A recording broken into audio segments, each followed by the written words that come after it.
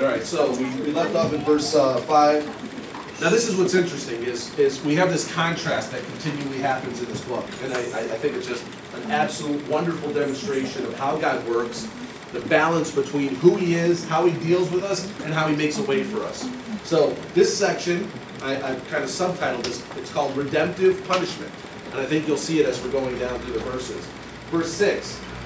Therefore I will hedge up her way with thorns, and I will build a wall against her, so that she cannot find her paths. All right, God is literally saying, look, she is doing these things, she's selling herself, she's got to go out to do these things, to go get this bread and water and literally prostitute herself to do this. So what I'm going to do is I'm going to build this wall so that she can't take the path that she normally does. I'm going to build this wall and I'm going to cover it with thorns so that she cannot go out. And this is that idea that I talked about a little bit last week when we look at God and the way He deals with us, actively or passively. We always want active punishment from God. We want God to literally say, I am going to slap you because you don't get it. Or, I am going to build a wall so that you cannot leave.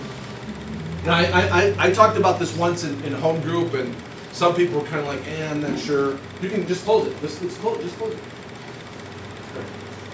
I talked about this in home group, and some people were just not okay with it. But part of our obligation, being in a community of believers, is if I know that my brother is sinning, I need to go to him first. And we read that in the scripture reading today. I need to go to him and say, Derek, what you're doing is wrong, and you need to stop. And he says, I know it's wrong, I can't stop. And I say, you know what? I'm going to stop you. If I have to, I will physically stop you. But your sin is a problem for all of us. And I care about you, and I care about all of us. And I hope that He cares about all of us more than He cares about Himself. And we're all on the same page. So if that means that I have to take Derek and put a straitjacket on him, lock him in a room so he doesn't sin,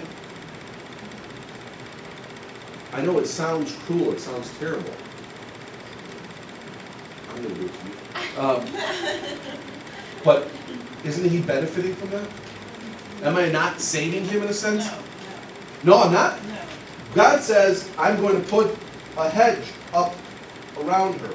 I'm going to build a wall so that she cannot find her path. Her path is sin. She wants to go this way. What God is literally saying is, I'm going to put something here so that she cannot.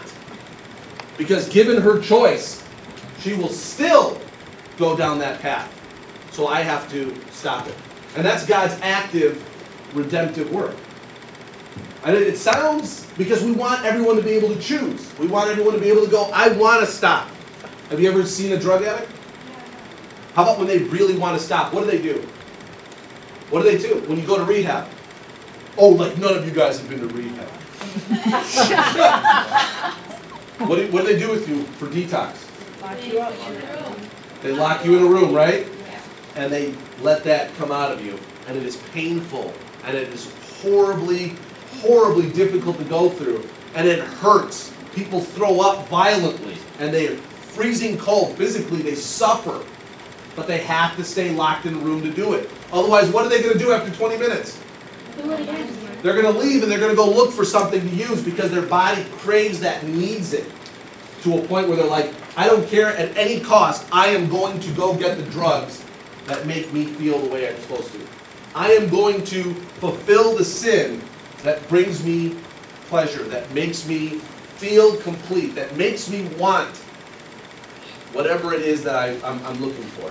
And sometimes God goes, you know what I'm going to do? I'm going to build this wall so you cannot go.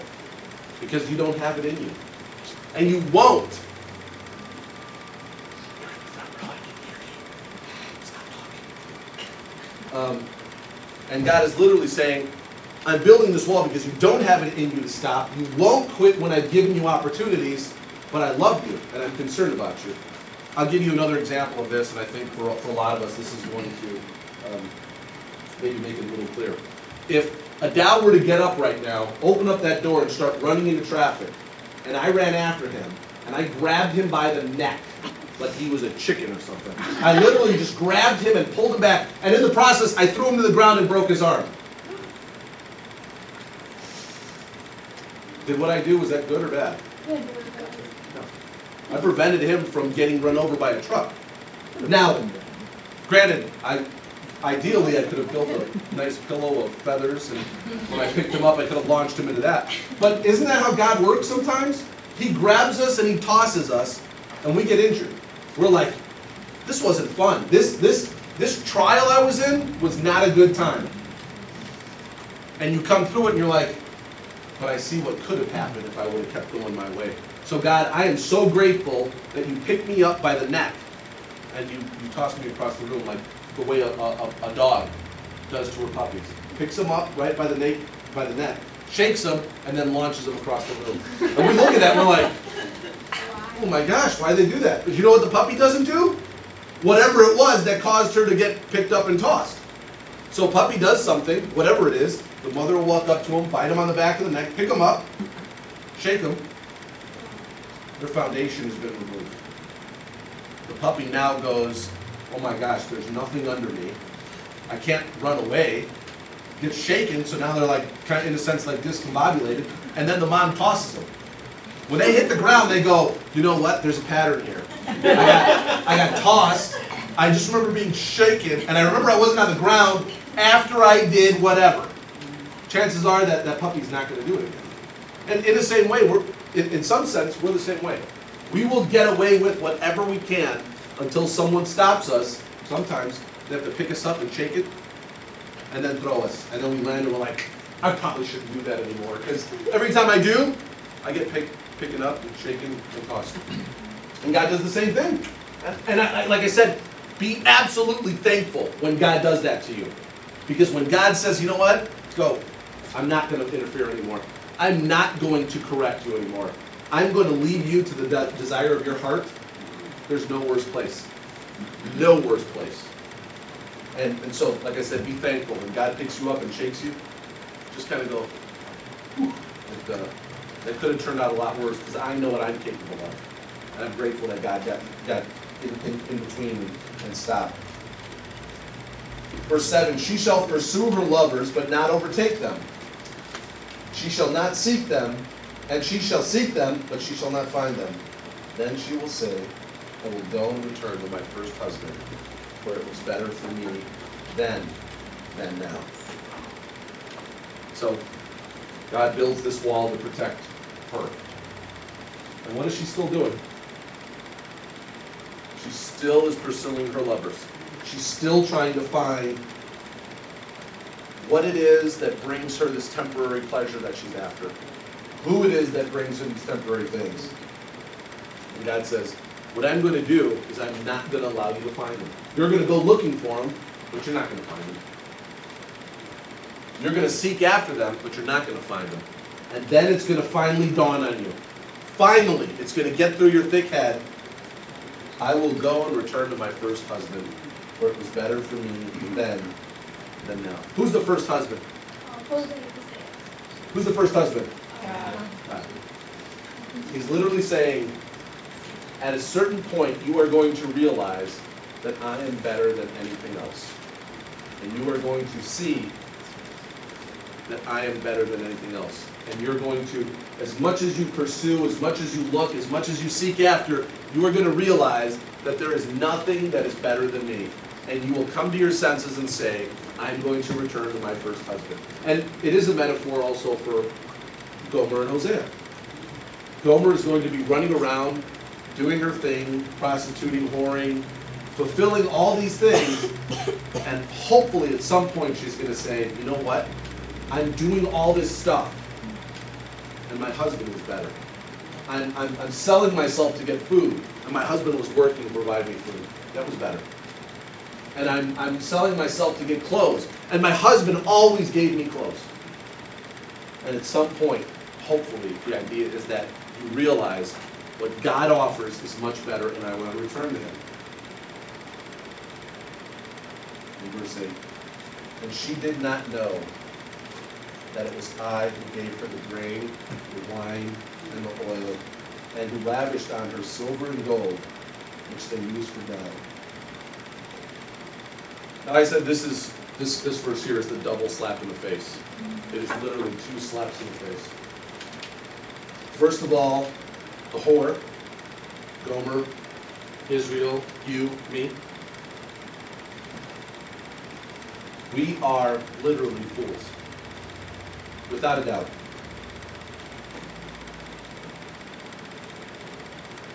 Gomer has this husband who is providing her food, who is providing her clothes, who is providing her these luxuries, who would lavish silver and gold on her.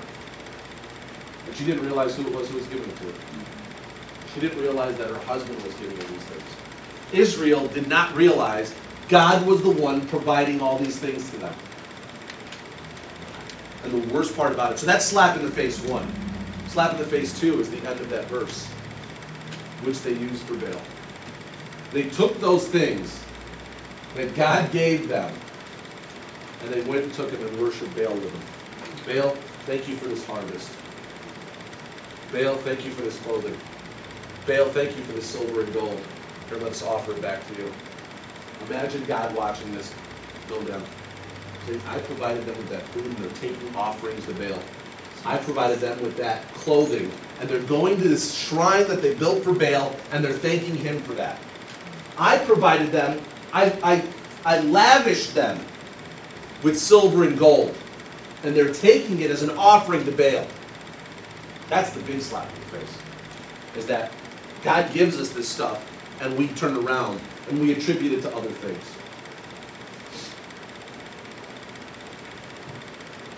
Is this hitting you guys? Do you do this? Are you seeing how we do this? We take something, we get something, and ultimately God is the source of all things, and we attribute it to something else. The reason this happened is not God, it's this. Because I worked hard, because I got this job, because I'm smart enough to do this, because I made this money, because I did this thing. And we turn around and we're like, oh no, it's not you, God, it's whatever the Baal is in your life. And we all have Baals in our life, definitely. We all have things that we idolize, we've made false gods, and that we even attribute what goes on to that whatever idol in our life, and we completely forget about God.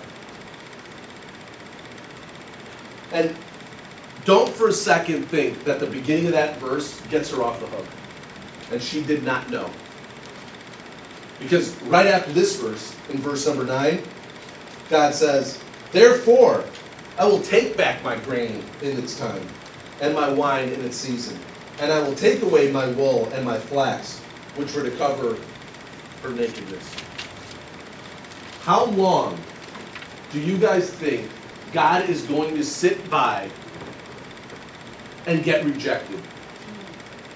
How long do you think God is going to sit by and let us worship false gods? How long do you think God is going to say, I made you all these things, I gave you all these things, and you turn around and you give them to another person, another God, and you think I'm just going to sit by idly? And again, I'm not saying that 10 years ago that was the work of God, but don't think for a second that the 3 things I talked about, power, security, and wealth, we haven't traded God for those things in some shape or form. So don't think that was a coincidence that happened. And I'm not saying that was God's judgment on us. I want to make sure you guys know that that's not what I'm talking about. But don't think that might not have been a wake-up call. That God was saying, the things that you guys idolize, how much longer do you think I'm going to sit by and watch you worship those things? I built that stupid building. I'm the one who protects your country. I'm the authority in your life. And you guys are looking at those 3 other things. And that's what you guys worship. So I'm going to pick you up and I'm going to shake you and I'm going to throw you across the room. And that's what most of us felt like 10 years ago. That we literally got picked up, shook, and thrown across the room, and we couldn't explain it. We couldn't understand it. We don't know. And God's saying, you know what? You guys are not going to take advantage of me. That's not how it works. And I am going to get your attention. I'm going to correct you. I'm going to build a wall. You're going to try to go over that wall. And you know what? I might let you go. I might just let you leave. You better hope that I pick you up and throw you back behind the wall.